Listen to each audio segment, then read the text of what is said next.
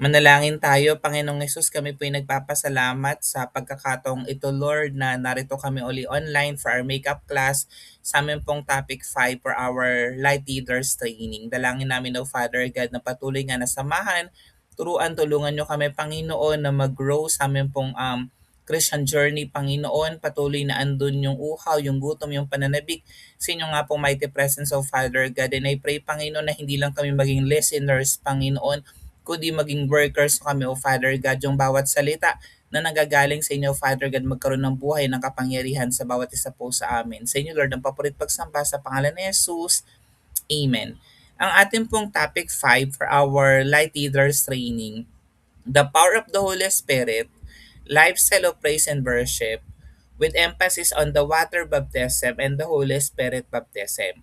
Ayan, so tayo po na mga bagong mananampalataya, kailangan naunawaan natin ano po ba yung role ng Holy Spirit. Di ba we have God the Father, the Son, and the Holy Spirit. At meron po tayong dalawang types ng baptism. One is the water baptism and the other way around is the Holy Spirit baptism.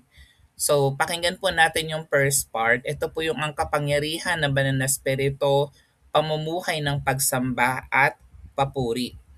Yung letter A ko po is all about pagbibinyag sa tubig. So, yung water baptism.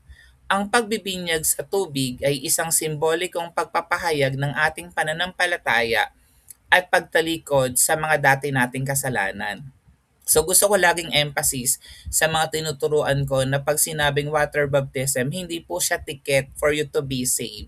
So nauna na natin pinag-aralan na ang ticket lang for us to be saved is tanggapin si Jesus Christ na Lord and Savior ng buhay natin. Pero para ipahayag, ipakita yung ating pananampalataya in public, ginagawa po natin yung water baptism. Ito po ay pagpapakita as well na tinatalikuran na natin yung mga dati nating kasalanan. Remember, tayo po ay no creation, the old has gone, the new has come. Ito ay nagpapakita ng pagsunod natin sa halimbawang inilatag ni Jesus at ipinahayag sa atin sa Matthew chapter 28 verse 19. So kung makikita natin, 'di ba si Jesus Christ, he was baptized by John the Baptist sa Ilog Jordan. So in example ni Jesus Christ na paano po dapat tayo nababaptize in water. So si Jesus Christ during that time, andun siya sa tamang edad when he was baptized in water. Kaya tayo po mahalaga na before we get baptized in water, naunawaan po natin yung kaligtasan, naunawaan po natin yung gagawin po natin na pagbibinyag sa tubig. Sabi niya sa Matthew 28:19, before he ascended to heaven, kaya tumayo kayo. Gawin ninyong alagad ko ang mga tao sa lahat ng mga bansa. Bautismohan ninyo sila sa pangalan ng Ama at ng Anak at ng Espiritu Santo. So when we baptize in water, ginagawa lang po namin fully submerged doon sa tubig katulad na ginawa kay Jesus Christ. And then we are baptizing yun pong ang mananampalataya in the name of the Father, the Son, and the Holy Spirit. And then, kapag siya po ay inangat na from water, ibig sabihin nun, kasama ng nalubog dun sa tubig yung kanyang lumang pagkatao. It's a symbol na pinapakita na siya ay bago ng nilalang, the old has gone. And then tinatalikuran niya na yung kanyang mga dating kasalanan at pinapahayag niya yung kanyang pananampalataya sa ating Panginoong Heso Kristo. So may mga guide questions po tayo that we needed to consider. Like anong ibig sabihin ng pagbibinyag sa tubig bilang isang simbolikong pagpapahayag ng ating pananampalataya na napaliwanag ko na po kanina, at paano ito nagpapakita ng ating pagsunod kay Jesus. As I explained, di ba, si Jesus Christ himself in-exemplify niya. He was also baptized in water.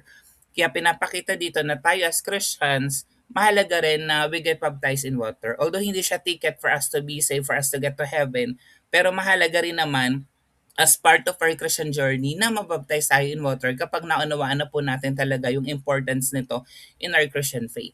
And then bakit mahalagang mabautismuhan tayo sa pangalan ng Ama at ng Anak at ng Espiritu Santo? Kasi 'di ba, yun yung mandate ng Lord, part of the Great Commission, 'di ba? Ipahayag ang salita ng Diyos, gawin daw alagad ang bawat nilalang, bautismuhan sila in the name of the Father, the Son, and the Holy Spirit. Yung pangalawang baptism naman na tinatawag is pagbabautismo sa banal na espiritu. Yan, baptism in the Holy Spirit. Ang pagbabautismo sa banal na espiritu ay ang pagtanggap ng kapangyarihan at paglalaan ng Espiritu Santo sa ating buhay. Yan. So 'di ba, minsan hindi natin na-recognize ano ba yung role ng Holy Spirit sa ating Christian walk. Sabi dito, yung banal na espiritu ang nagbibigay sa atin ng kapangyarihan. 'Di ba? Tinatanggap natin yung power from God, and the Holy Spirit empower us para magawa yung kalooban niya sa ating mga buhay. Ito ang isang pangyayari kung saan tayo nababalot ng kapangyarihan at nagiging matatag sa ating paglilingkod sa Diyos. So napakahalaga pala that we get baptized in the Holy Spirit kasi yun yung nagiging way natin para ma-empower tayo, maging matatag yung ating pananampalataya, yung ating paglilingkod sa Diyos. Sa gawain ito ng Espiritu Santo, nagkakaroon tayo ng kahandaan na gamitin ang mga kaloob na ipinagkaloob sa atin para sa pangangaral, para sa pagpapagaling at iba pang mga gawaing spiritual. Napakaganda. So there are a lot of spiritual gifts na pwedeng ibigay sa atin ng banal na Espiritu as we desire and as the Holy Spirit gave to us, 'di ba? Sabi dito, pwedeng gamitin, empower tayo ng Holy Spirit sa pagpi-preach ng Word of God, sa pagtuturo, sa pagti-teach, 'di ba? Sa pagpapagaling ng mga may sakit at even mga spiritual things or spiritual na mga bagay na pwede natin gawin like the miracle, 'di ba? Speaking in tongues, interpretation of tongues, 'di ba? Deliverance, ayan, pagpapalayas ng mga demonyo, 'di ba? We can do that. We are given power by the Holy Spirit.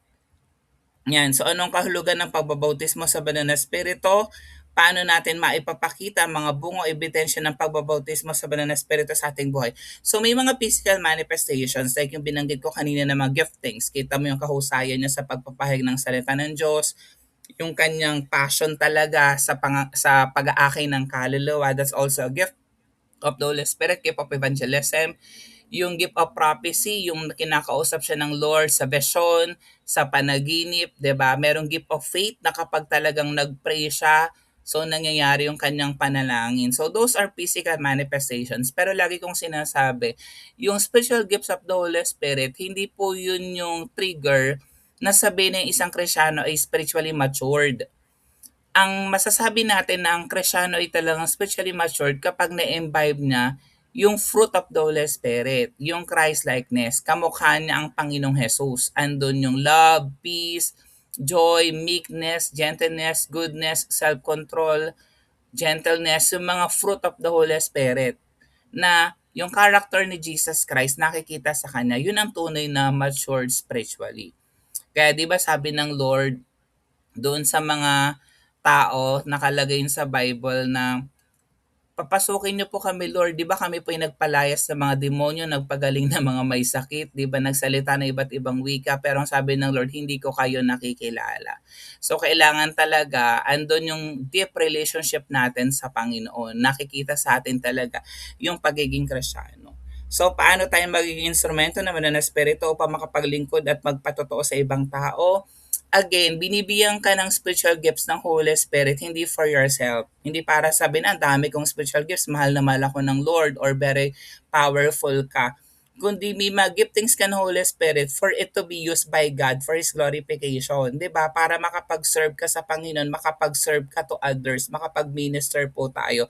That's the real purpose ng spiritual gifts na binibigay sa atin ng banal na Espiritu. So sa pamamagitan ng pagbibinyag sa tubig, ipinapahayag natin ang ating pananampalataya at pagtalikod sa mga kasalanan. Sa pagbabautismo naman sa banal na Espiritu, tinatanggap natin ang kapangyarihan ng Espiritu Santo upang magpatotoo at makapaglingkod sa ating Panginoon. May mga different ways for us to receive the Holy Spirit. Minsan during Sunday service, napuspos ka naman ng Espiritu, nakapagsalita ka ng iba't ibang languages. Minsan during prayer meeting or even simple Bible study lang, 'di ba? Or in your quiet time or daily devotion, bumaba ang banal na espiritu at nabaptize ka in the Holy Spirit. So ang dalawang ito ay nagdudulot ng pagbabago sa ating buhay at nagbubukas ng mga oportunidad upang gamitin tayo ng Diyos. Sa ating paglalakbay bilang mga Kristyano, mahalagang maunawaan natin ang kapangyarihan at papel naman ng Espiritu sa ating buhay. Ang pagsamba at pagpuri hindi lamang mga ritual na dapat nating gawin, kundi ito'y dapat nating isabuhay. So kailangan, 'di ba, lifestyle. Hindi ibig sabihin na during Sunday lang or during Saturdays lang, kundi dapat lifestyle talaga yung worship. Sa pamamagitan ng kapangyarihan ng Espiritu Santo, tayo ay binago at nabago na. Tayo ay magagamit upang itaas ang pangalan ng Panginoon sa lahat ng aspeto ng ating pamumuhay. So these are the challenge and application. Number one, maglaan ng oras upang pag-aralan ng mga pangako ng Diyos tungkol sa Espiritu Santo sa mga banal na kasulatan. So, di ba nagde-devotion na po tayo? Habang nag-aaral ka talaga ng Word of God, nakikita mo nagiging sensitive ka doon sa work ng Holy Spirit, nare-reveal sa iyo yung mga promises of God sa pamamagitan ng kanyang mga salita. Maghangad ng pagbabautismo sa banal na espiritu at palakasin ang ating pananampalataya sa pamamagitan ng regular na pagsamba at pagpupuri. So walang formula dyan. So i-desire mo na mabaptize ka in the Holy Spirit. At yung Holy Spirit yung magagrant niyan sa'yo. So minsan instant, minsan it will take time, minsan years bago mabaptize in the Holy Spirit. Minsan naman first time lang umaten ng church na baptize na ng Holy Spirit. Isabuhay ang mga kaloob na ipinagkaloob ng Espiritu Santo sa atin tulad ng mga kaloob ng pag-ibig, pagkaunawa, kagandahang loob at iba pa. So yung sinabi ko kanina na more than just the spiritual gifts, 'di ba? Yung mga nakakapagpagaling ka ng mga may sakit, 'di ba? Pero ihangin rin daw natin deeply yung love, yung pagkaunawa, yung kagandahang loob at iba pa. Sa pamamagitan ng pagtanggap at pagsunod sa kapangyarihan ng banal na espiritu, tayo ay magiging buhay na mga alagad ni Jesus na nagpapakita ng buhay na puno ng pagsamba at pagpupuri sa ating mahal na Diyos. So yung part 2 ko is all about pakikipag-usap tungkol sa banal na espiritu at ang mahalagang papel ng pagsamba.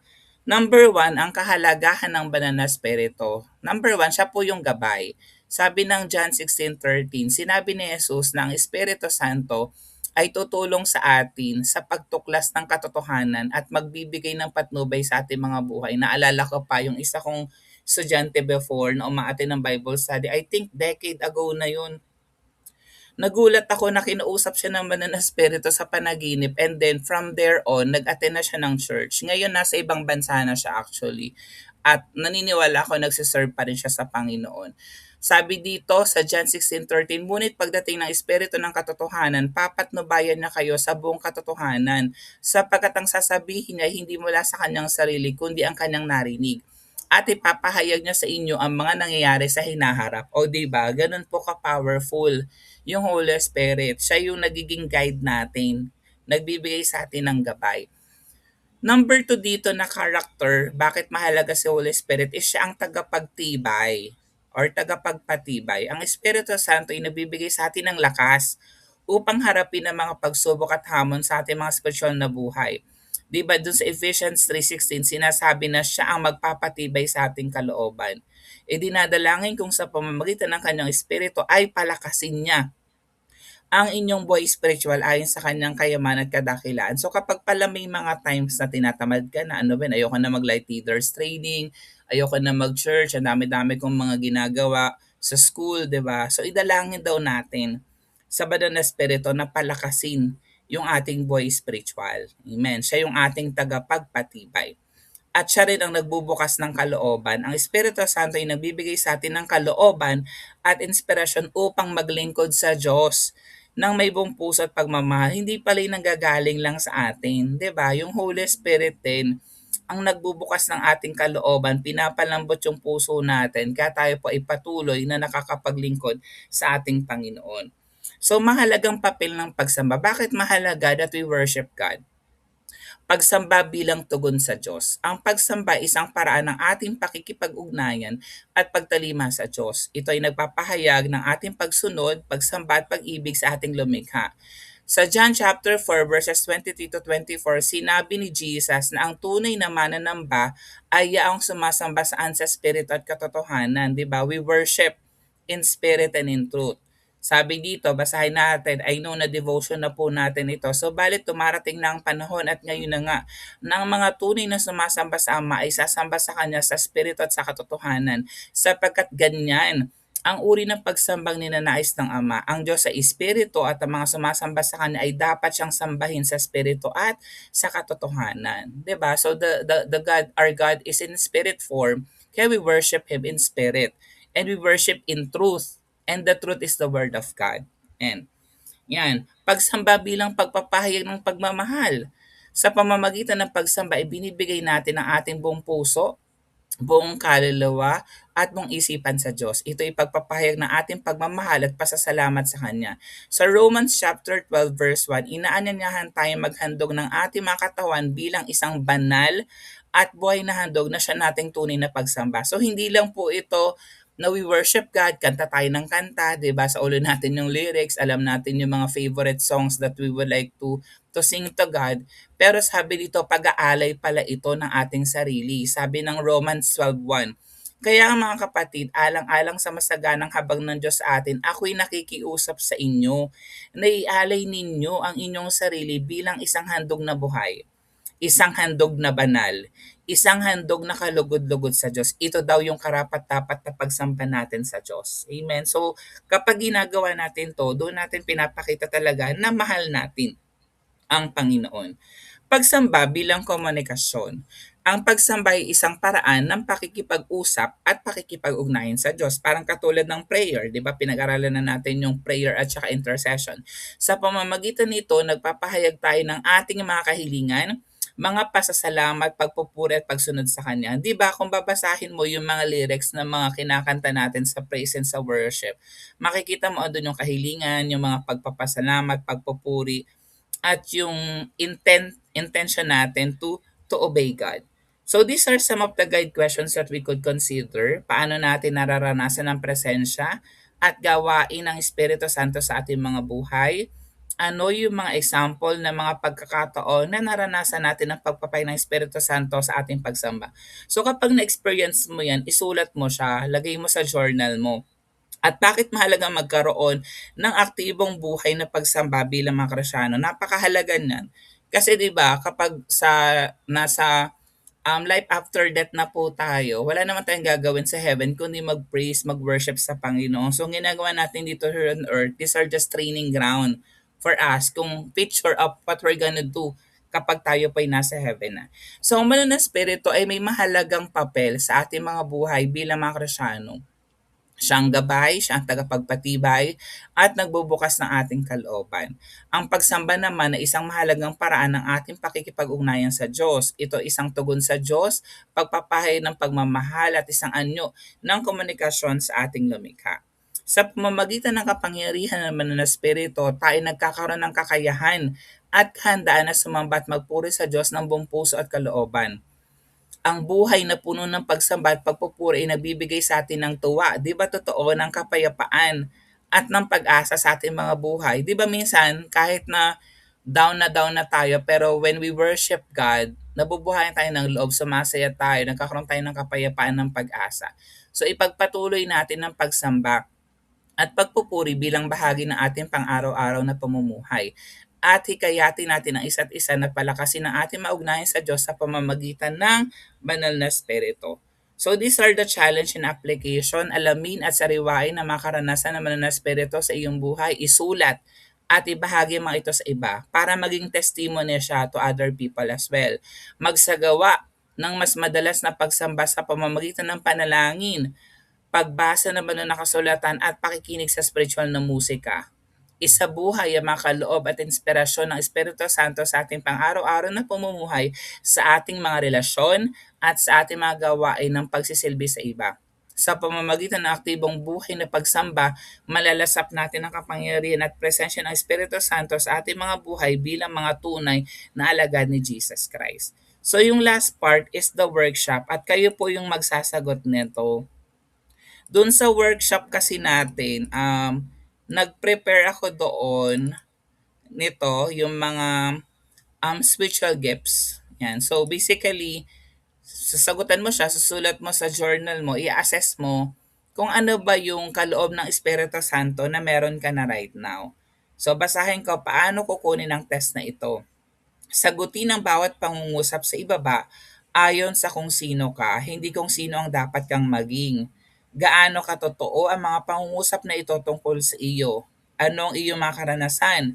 Ano ang sinasabi ng iba sa iyo? Sa anong degree naglalarawan ang mga pangungusap na ito tungkol sa inyong mga karaniwang ginagawa? Ang survey na ito ay may 77 na tanong at ang bawat isa ay napakahalaga. Kaya't sikaping huwag makaligta ng alinman sa mga ito. Kapag tapos ka na, gamitin ang scoring sheet sa hulihan nito upang makita kung ano ang mga special gifts na meron ka. So paano po natin siya sasagutan? So tumugon sa bawat pangungusap ayon sa mga sumusunod na 0 hanggang 5 point scale.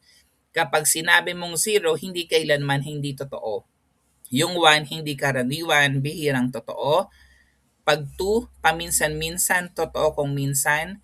3, kalahati ng pagkakataon, karaniwang totoo.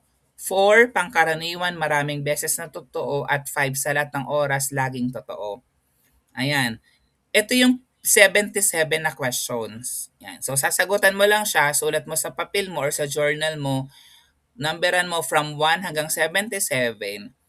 And then from there, isusulat mo kung 0 hanggang 5. Halimbawa, kaya kong i-organize ang aking mga kaibigan or kaeskwela upang tuparin ang layunin or gawain.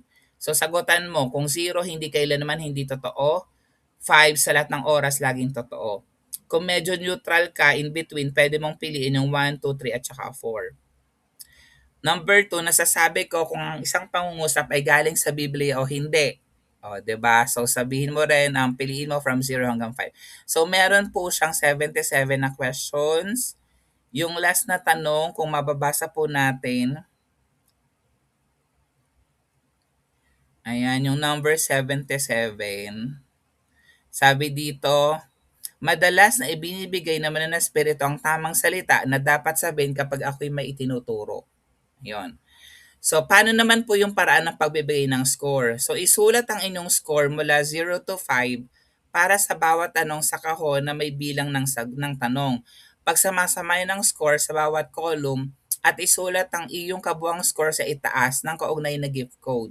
Pagkatapos mong gawin ito, maaari mong i-check ang listahan sa ibaba upang makita kung anong special gift na kahulugan ng bawat gift code. Ang pinakamataas na maaring score sa alinmang gift ay 35. Mas mataas ang score, mas malakas ka sa special gift na iyon base sa iyong mga naging tugon. So be honest lang, again, yung tugon mo, yung kalagayan mo ngayon. And then eventually, after 2 years, 5 years from now, pwede ka ulit magsagot at makikita mo na dagdagan na yung special gifts na meron ka. So may number dito sa scoring matrix ng 1 hanggang 77. Sabi, ilagay mo dito, 'di ba? Yung total ayun din yung score mo for each test question. And then, pag-plusin mo lang siya, ilagay mo sa total scores. And then, ito yung gift codes. Yan.